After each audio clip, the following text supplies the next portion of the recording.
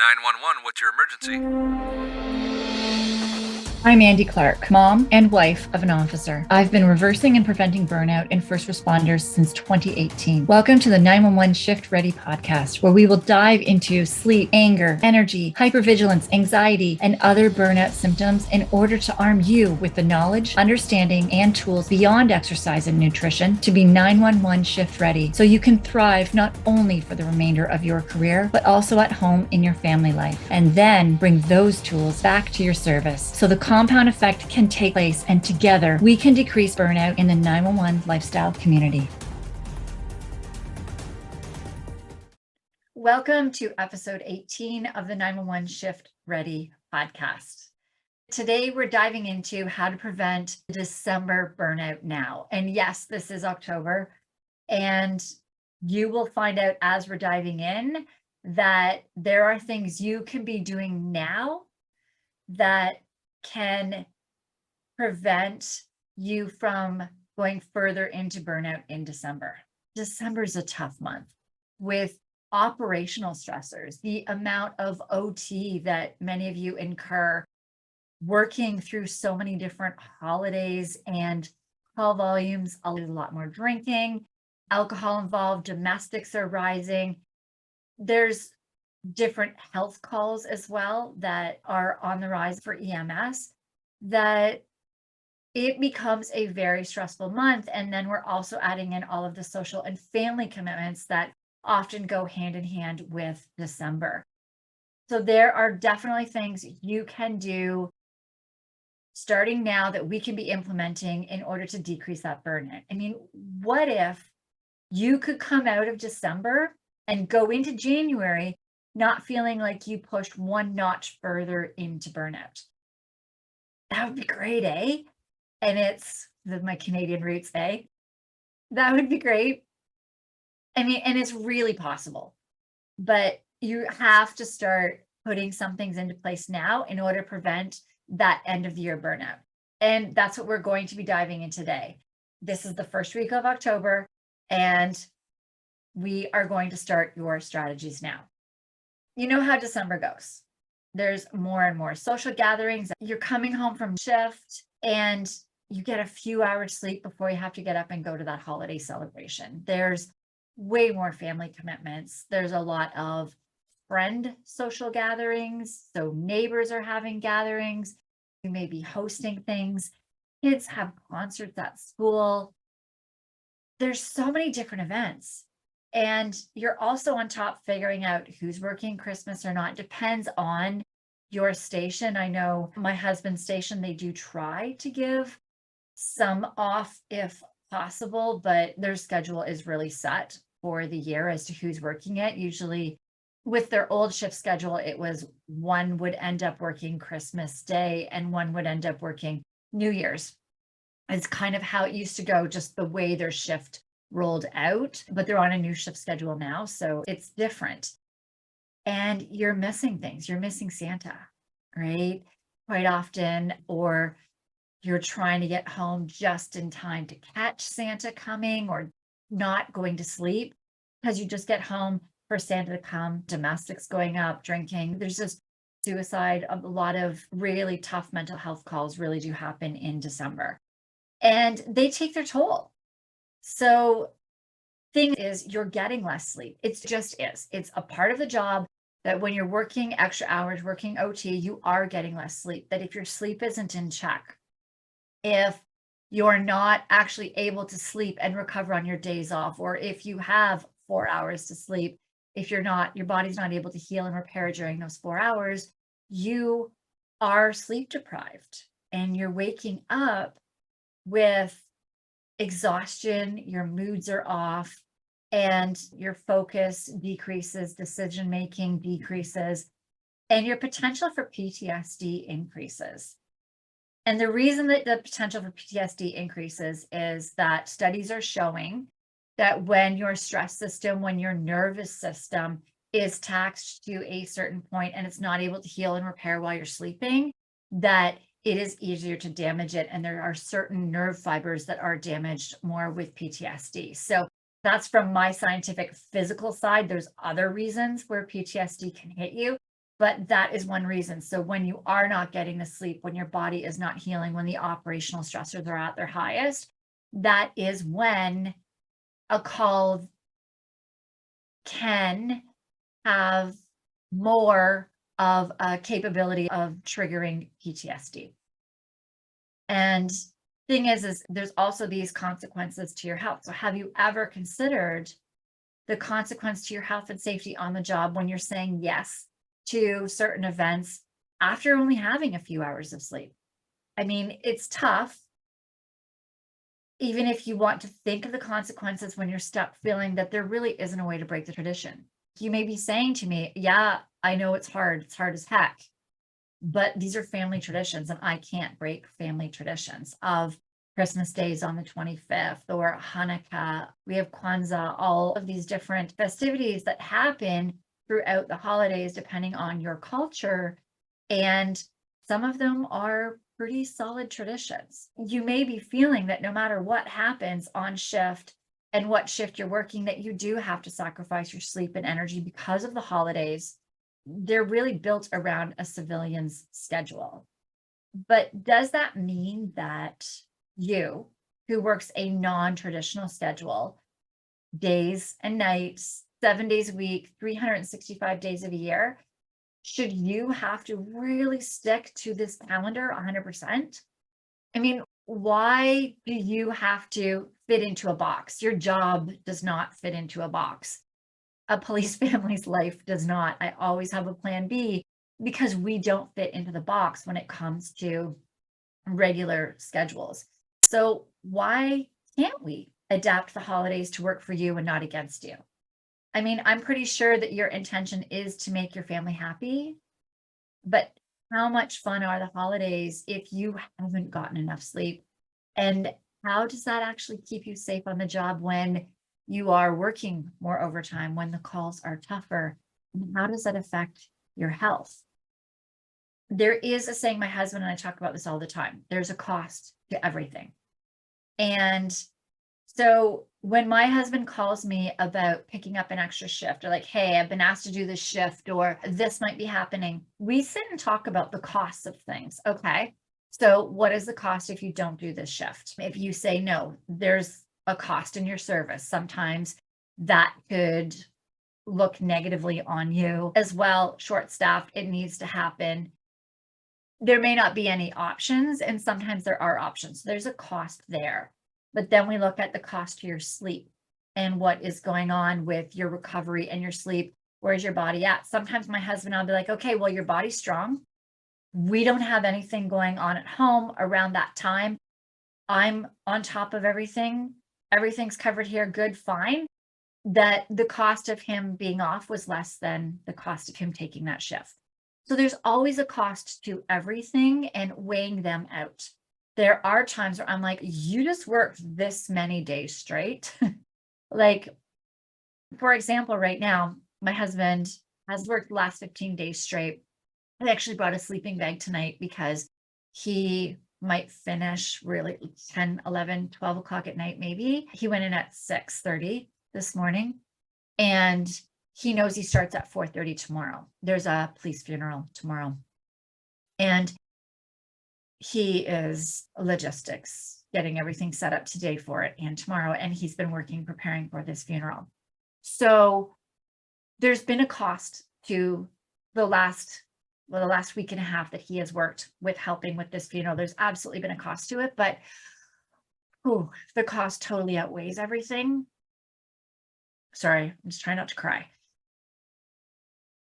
The cost weighs everything right now, and him being there at work with his team working on this, making sure that this this officer is given the best funeral possible, and it's the safest funeral possible. They have to make sure that everything is safe, and all of these things involved that I am struggling at home. I am exhausted. I have deadlines at work as well. I am delayed in actually getting my program written and out to you guys because of how much I've been picking up at home. And there is a cost at home, but that cost does not outweigh at all my husband putting in all this time.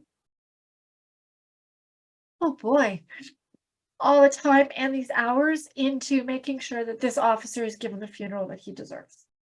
So there's a cost to everything. And we need to really think about how that is. So with that going on, we know that Thursday and Friday is technically supposed to be his shifts. He works planning and logistics. And I've been like, hey, can you get those days off? You need them. You've been working like 18-hour days and you need that time off. There's a cost. We've paid that price. Now, can there be some sort of a payoff on that point as well? Because we don't know when the next thing is going to happen. Your schedules are so unpredictable. So there is always a cost to everything. And the thing is, which is what we're going to get into next, is as a couple, it's really important for you both to weigh the costs when you're making so many of the decisions.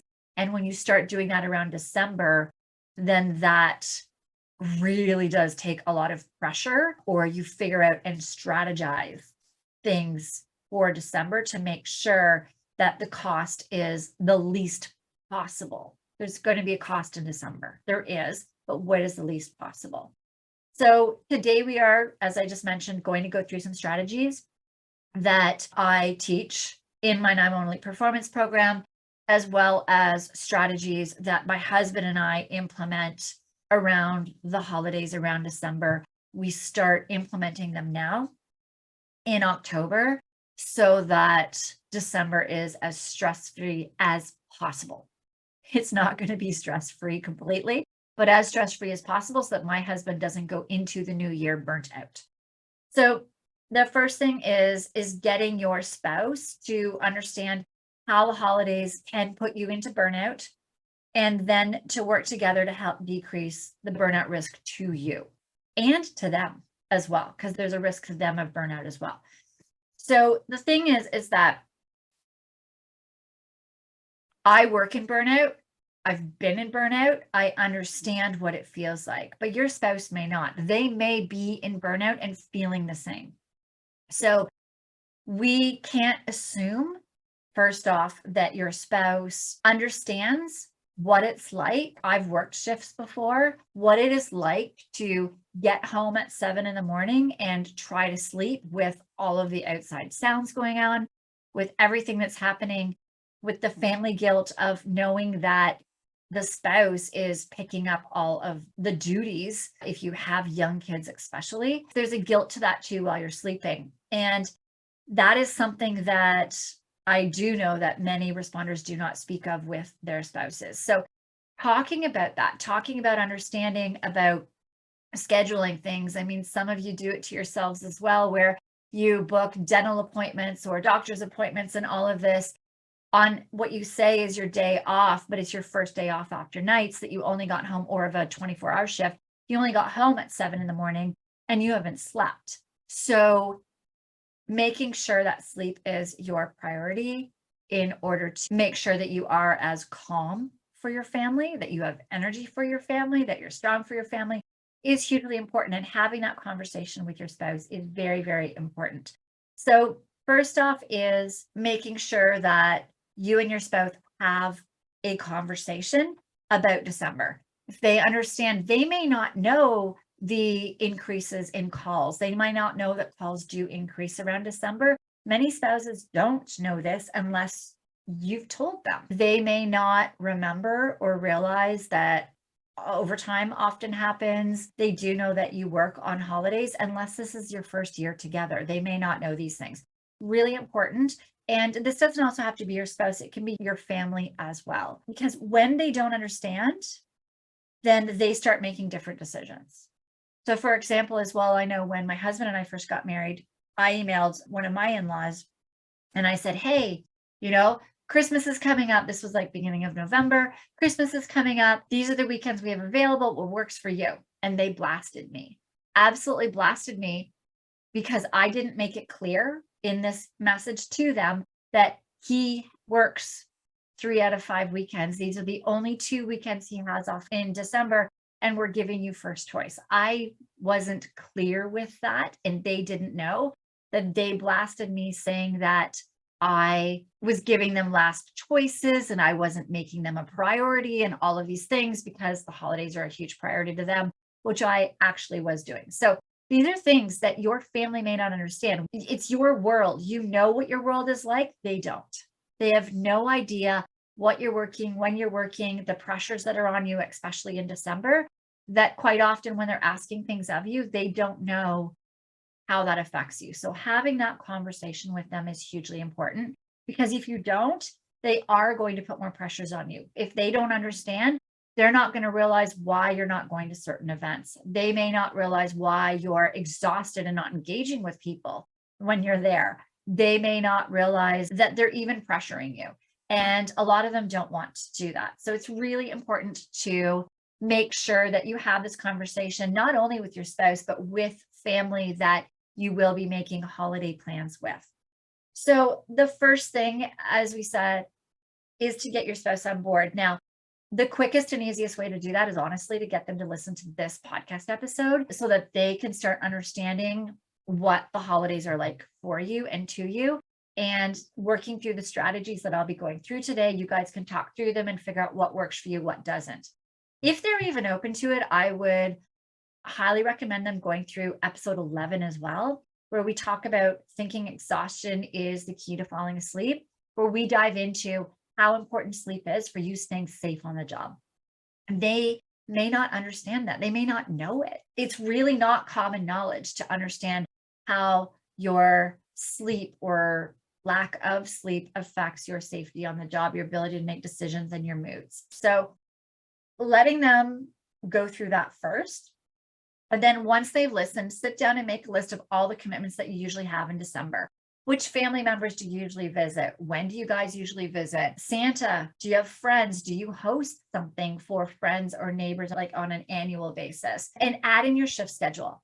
Put in what your shift schedule is for that, and make note that you are most likely going to have some overtime in there. So really get a good view of a calendar of your schedule and what events and commitments you typically do have in December. Navigating the holidays without a strategy is really like for police, where you have a warrant for an arrest, but you don't do any recon. You don't really plan ahead of time. So you don't know the safest and most effective ways to serve that warrant in order to keep you and everyone safe around you. And for fire, when you're not strategizing and you're not working with your team to figure out which role each person plays for you to get your truck set up on scene, to connect your water, get everything that you guys need, then it ends up being chaotic. And that could be the matter of life or death. And with EMS, you and your partner need to understand who's doing what, how to work together on a scene, how to communicate effectively with each other and efficiently in order to give a patient the best care and to keep both you and your partner safe on the job. There's so many things that are in play. And the thing is how successful would any of you be if you didn't plan ahead of time when everyone knew what was expected of you? So we know that you need to go to a fire and set up your truck. And if you don't know how to do that, then how successful are you going to be on scene? And there's so much collateral damage. Well, the same thing happens for us planning with our spouse. If we just expect that our spouse is going to know what to do, if we expect that family members are just going to know what to do, then they're going based off of their knowledge base and what they know. And it's usually very different than what the reality is for you. And it becomes so disconnected. And that's where a lot of confusion and burnout and struggles can happen over the holidays. So when you don't sit and talk with your partner over the holidays and figure out how to navigate them as a team, then you're really setting yourself up for mistakes to be made and casualties to occur, which leads us into strategy number 2 or step 2. When you're going over that list with your spouse, where you have your shifts and your list of all the things that you feel may, the different commitments for December, to help you look at your list from a certain perspective. So strategy number 2, as we said, December is often a full month at work and at home. And so with this strategy, we're going to help to make things as simple as possible and less overwhelming. And that is where we have to dial in and figure out what really is the priority. The problem is that when we say yes to everything, and we say yes to every family invite, we say yes to everything that is asked of us over the holidays at work and at home. And when you're coming off a night shift and you have to be up really early for days, or you're at the end of a 24-hour shift where you may have gotten little to no sleep, then it's important for you to consider what you're saying yes to after that. And every year is definitely going to be different, but there have been years when my husband has ended up with like back to back to back overtime days where there wasn't even enough time for him to sleep without any commitments. But then there's that pull where you don't want to disappoint whoever's inviting you to a holiday gathering, or saying no to an extra shift, knowing that you're short-staffed, knowing that others are burnt out, and that one less responder on a shift can really make a difference, and it's real. So we did talk about the cost of things, but the other way to look at this that really has helped my husband and I in deciding where our priorities should be is asking ourselves, if we say yes to this, what are we saying no to? So quite often, most first responders' instant reaction is say yes to everything from the person who is in front of them, the person who is asking it, because that is what feels like it's the priority at that moment. But when you are saying yes to an extra shift, what are you saying no to? Are you saying no to time with your kids and your spouse? Are you saying no to being energized and ready for your kids' school concert? Are you saying no to sleep and recovery? Are you saying no to getting some other things done or doing something with your kids that you had already promised them to do? What are you saying no to? Whenever you say yes to something, what are you saying no to? When you're saying yes to a family function, to going to a holiday event, what are you saying no to? Are you saying no to getting enough sleep to go into shift with enough energy to stay safe? So this is just another way of rephrasing that there is a cost to everything. And as I said earlier, there are certain things like right now, yes, my husband working all of these hours that he's working right now are taxing me at home. The kids have not seen their dad probably for more than an hour in the last week, but the cost is worth it. Right now, him saying yes to being there with his team preparing for this funeral means that everything that we can say what he's saying no to is worth it. It is honestly worth it right now for him to not see the kids. He'll make up for it after. It is worth it now for him to not be recovering. So it really is figuring it out, because there is no right or wrong. Every single situation is going to be different. I actually have a lesson in my program that's Are You Cheating on Your Spouse? And that is where you actually look at your calendar and all of the things that you are doing, figure out where your priorities. Is your main priority your family and your family values and family time? If it is, then look at your calendar and figure out, is that where all your time's being spent? Right? And if it's not, then either you need to switch your priorities or you need to figure this out of this cost. Is it worth it? Because you're not living up to your values. So these are really big things to be thinking of. So we're going to dial in and just think of this about December, but really take that time and figure out where your priorities are. And I will give you some other strategies too, to be able to still get in some of these family events that are very, very important to you, but also help think outside the box. So we will get into that. But I would like you to just think right now that think of like a group of kids. And when there is a group of kids where there's that one kid, that one kid that tries to do everything right, that does whatever is expected of them, that never complains, that always does what they're asked, doesn't really voice their opinions or thoughts. They just do what they're told. One day that kid explodes.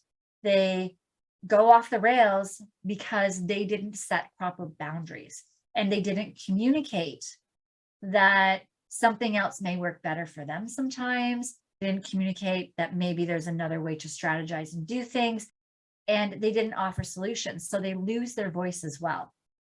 And so when you are saying yes always to what's right in front of you without considering at all the cost and how that yes ripple effects on your family, on your health, on your safety for the job and those that are around you, then you're not only setting yourself up for burnout, but you can also create expectations in others that are unrealistic. And then you often disappoint others.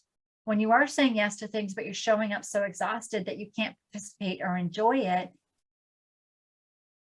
they may look down on that as well. So before you commit to anything, talk these things through with your spouse. My husband and I sometimes, just so that we don't say yes instantly, will say, I just need to ask my husband, I need to ask my wife, I need to check their calendar. That's all I'll say. Sometimes I don't even check with them. I actually just stop and think about it and go, yeah, no, I should not be saying yes to this. And I'll go back and say, no, I'm sorry. Like we have stuff going on in our calendar. So make sure that you either are speaking with your spouse or you're really stopping and thinking about everything that you're saying yes to. And what is the cost of the yes? And what are you saying no to? What are all those costs? And where do the costs balance out? What is worth it to you? Where does that sit with your values? What answer is best for you? To say no to that situation or that opportunity, or to say yes to it? Only you know, and it is really individualistic. So that leads us into the next strategy, strategy 3, which is taking things off of your plate in December. So we're going to go over some ideas that really decrease stress and help over the holidays with your schedule instead of working against it. And the thing is that we often make the mistake that because something has been done a certain way, that it has to stay that way. So Christmas on the 25th has to be done that way. Certain festivities in December have to be done that way. And we kind of think that this is just how it's always been done. It has to be done that way. That it doesn't hurt to start asking and finding out if that really is how it has to be and working around that. And when you're not asking and when you are trying to fit in that box, trying to fit into that civilian schedule or these traditions that don't work with your schedule that is so outside of the box, then you end up putting yourself deeper in burnout, messing up your sleep even more. Your moods start getting increased. You actually get into more arguments and fights with your spouse. Your kids end up not knowing when they can hang out with you, when they can't, that it actually decreases your relationships with people, puts you further in burnout, and decreases your safety on the job.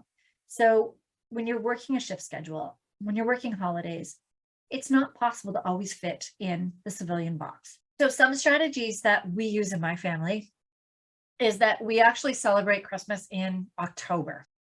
Now, my family, my parents are snowbirds. I'm in Canada. They fly south to Florida for the winter. So they're actually not here on Christmas. And we started doing it in October before they went south. And it's been amazing. The kids absolutely love it. My niece and nephew who are in college, university, they were able to make it because they weren't during exams. We found a weekend in October that my husband was off. We weren't traveling back and forth with all of that traffic. We weren't worrying about snow. Well, actually, there has been a few years where we've had snow. So we've actually made snowmen at the same time as we're carving pumpkins. My mom decorates the tree with all Halloween decorations. My kids have coined it Christmaween, I think, and they love it. They're already talking about that. Like, are we doing Christmaween this year? Like they're so excited about it.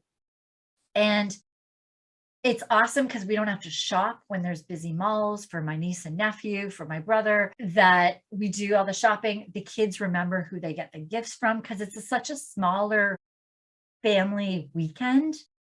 It's not in all the hustle and bustle of everything else. So we do Christmas in October. Now, you don't have to do it in October, but you can switch it to in December to when you actually have a weekend off, when you've had time to recover beforehand. There's nothing in the rule books that say that we have to celebrate Christmas on the 25th per se with families or over that, like Christmas Eve, Christmas Day, Boxing Day. We have Boxing Day the day after Christmas. And those are the 3 days that usually people cram in all of their family get-togethers and gatherings. But if you can mix them in between November and December now, or in October, and really spread them out, you're not going to be as burnt out. You're not going to be as tired. You're going to be able to enjoy them so much more.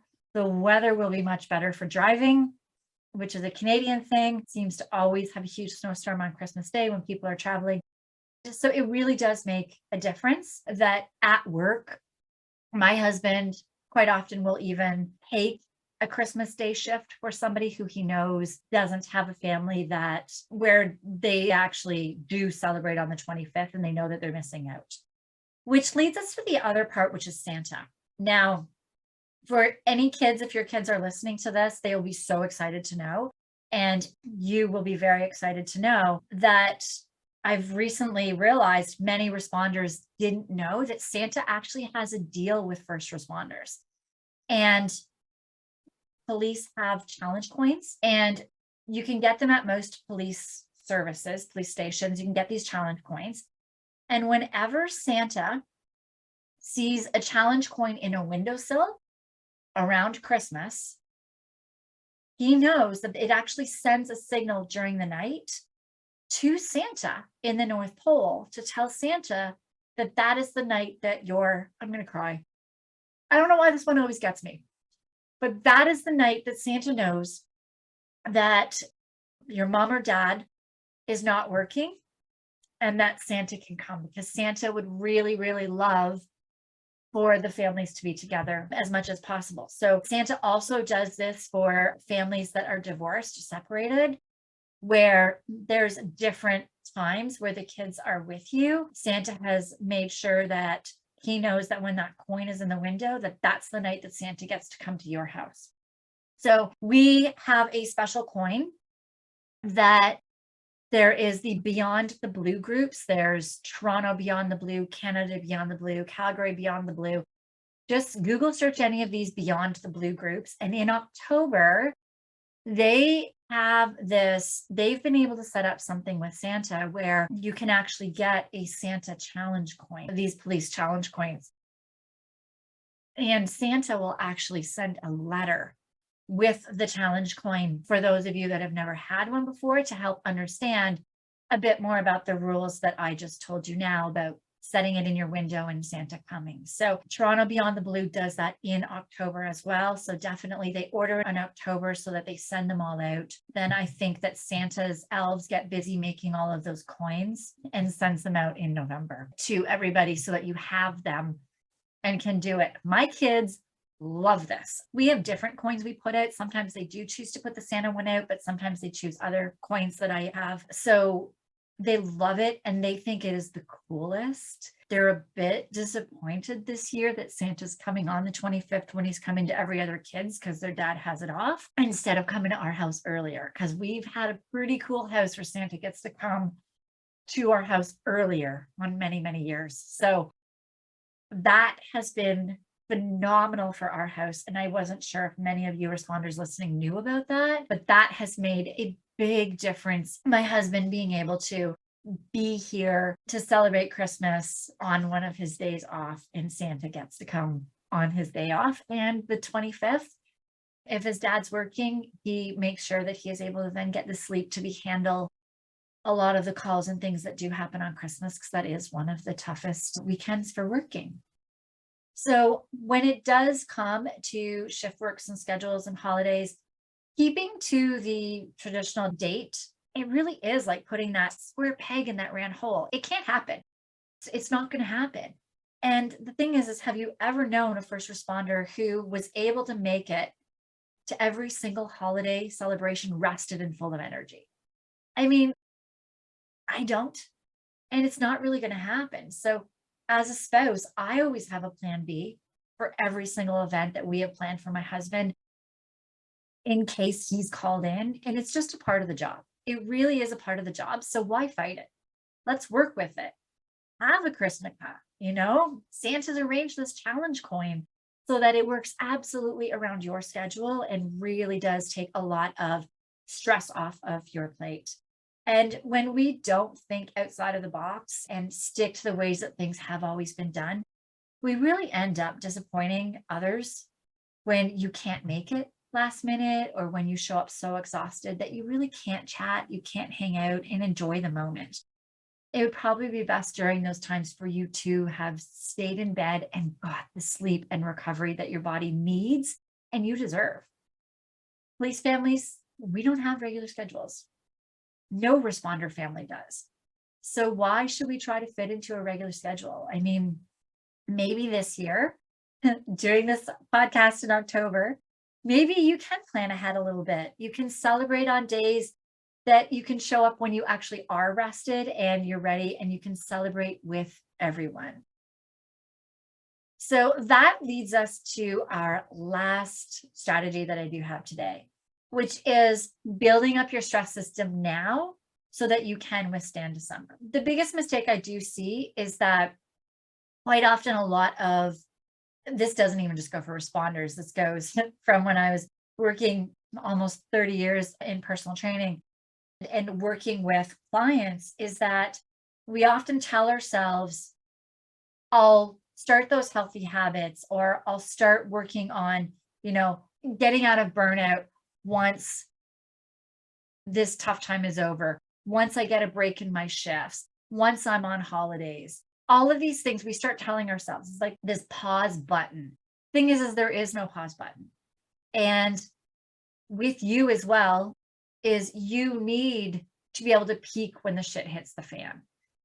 So if you're only working on getting healthier when things are calm, how is that going to help and serve you in December when things are crazy? And when the operational stressors are maximized in December, what will happen is your sleep will continue to get worse. Your moods will struggle. Staying calm, probably more arguments and fights. There's a lot more arguments and fights in December as stress increases, as sleep decreases. When the overtime hits, there's tougher calls, working in holidays, and going to functions. You end up being beyond exhausted and you're not able to recover. And studies are showing that when you're not recovering, you're setting yourself up to be hit by PTSD. It doesn't take really big, deep traumas to always be hit with PTSD. So in knowing that, the more that your system has taken a hit, the bigger it is. And the longer you keep pausing, the more apt you are to get there. And so the thing is with that is working on staying strong for the operational stressors, making sure that you're strong on nights and days, working sure that your body knows when to sleep, when to wake, and when you're sleeping to get into a deep restorative sleep, and to start strengthening your resting system so that you're not living in your stress system in an anxiety or hypervigilant state. These are things that we broke down. I broke down all of these steps, how all of these work in episode 1, where we're talking about the vital steps to stay 911 shift strong. So you can dive deeper into that in episode 1. And the tools, though, that I do teach, if you start implementing them now, if you start making sure that your sleep is on track, that your body knows when to sleep, when to wake, that you're healing and repairing your sleep, that you're not living in your stress nerve, that your gut is healing, that your body is as strong as it can be for all of the operational stressors, so you can peak when you need to peak, then you will feel so much better in December. You'll be going into December strong, and you'll take a hit in December. Everyone takes a hit. Every responder does take a hit in December, but you'll come out better than you feel right now. You're not going to be 100%, but you will be 100% better than you feel right now if you start implementing these tools and strategies that really do keep you operationally strong. We often think that January is the time after a hard December where you should get back on the bandwagon. But how much harder will it be to dig yourself out in January versus getting strong now so that you are strong and ready for the hit that you will take in December? My husband's worked ridiculous amounts of OT this year. I mean, I just talked about the last 15 days, but the trucker rally was 33 days straight for him. 18-hour days, and he went right after that into, we had 2 sports teams in the playoffs. He was doing all the emergency management for that, which is crazy hours, 12, 18-hour days. It's just been amazing how much he has worked. And he keeps telling me that there's no way that he would still be standing the way that he is. He'd be calm. I mean, crap, he went to the grocery store on his way home from work yesterday. He still had energy to even think about some ways that he could still even help at home. He took a sleeping bag to work today because he's not going to get enough sleep at all. Even with a sleeping bag at work, he'll be lucky to get 4 hours of eyes closed in between his shift tonight and tomorrow. So there's all of these things that with him, he is right now pulling out all of the tools that he knows that he needs to stay strong. And with everything operationally being thrown at him, he's handling it, he's managing it.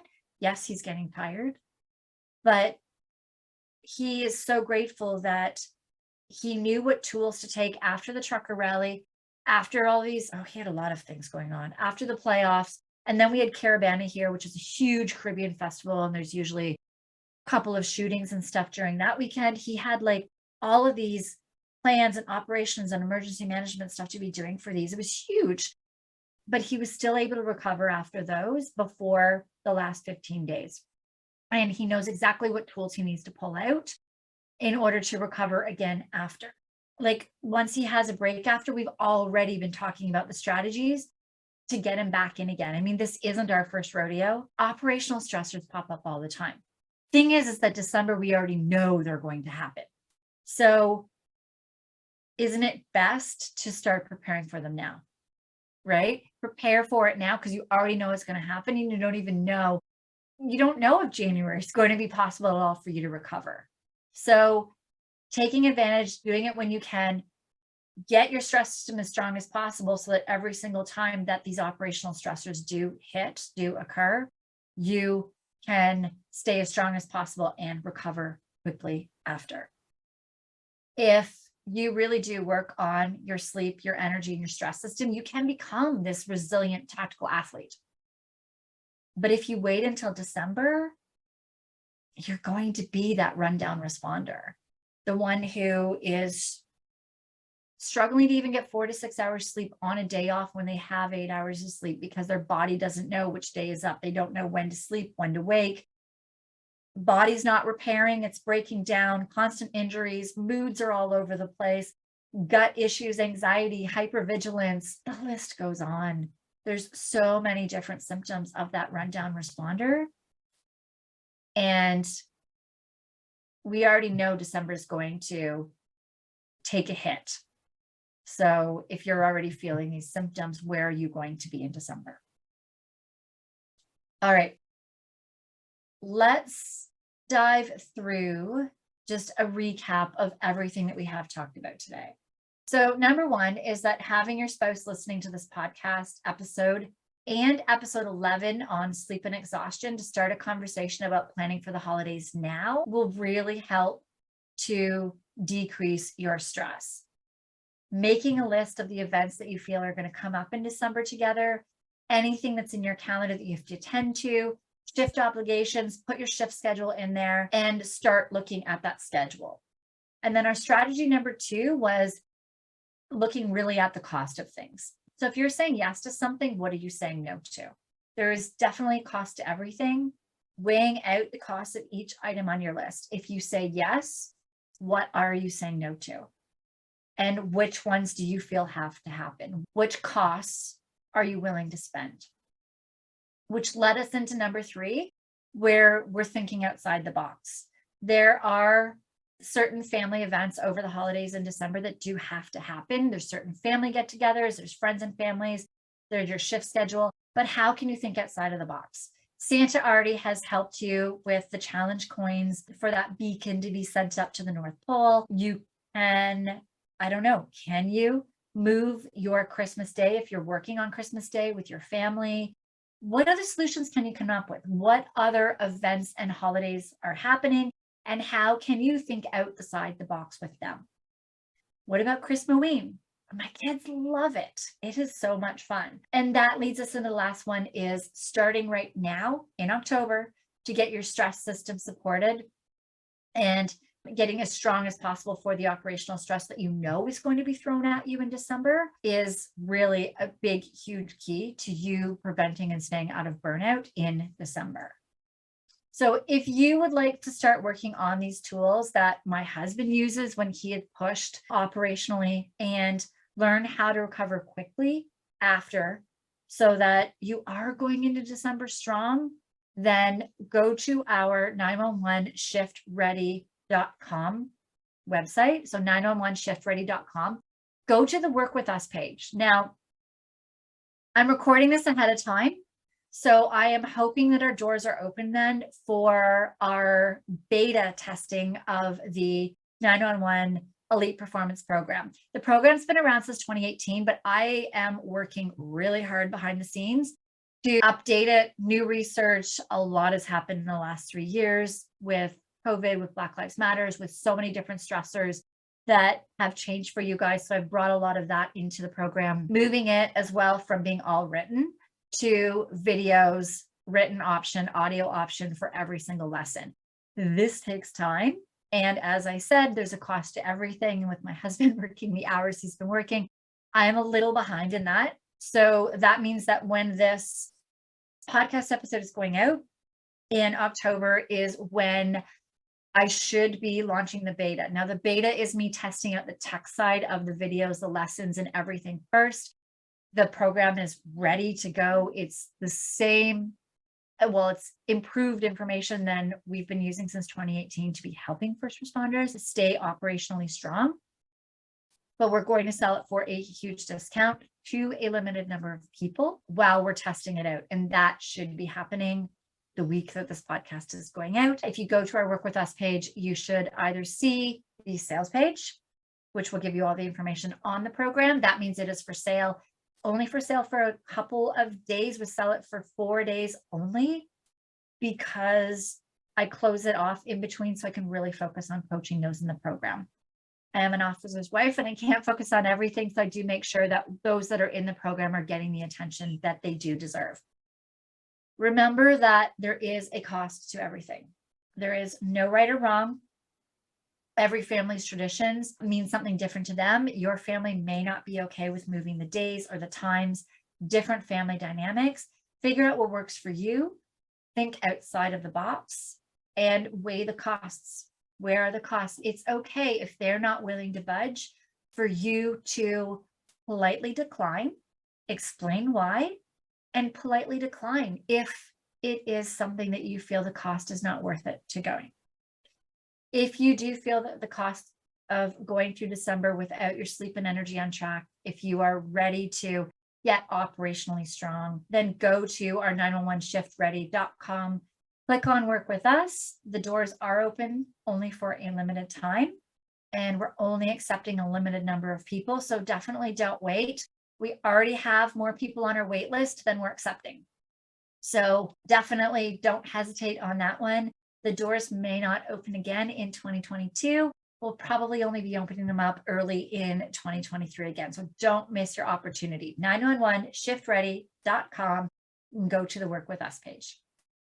I hope you have found value in today's episode. Don't forget to like and share this episode so it's shown to more first responders, and subscribe to this podcast so you don't miss future episodes. Go to our website, 911shiftready.com. If you would like to work with us, learn more about our 911 lifestyle program, gain access to our free training, join our mailing list, or find our social media channels. That's 911shiftready.com.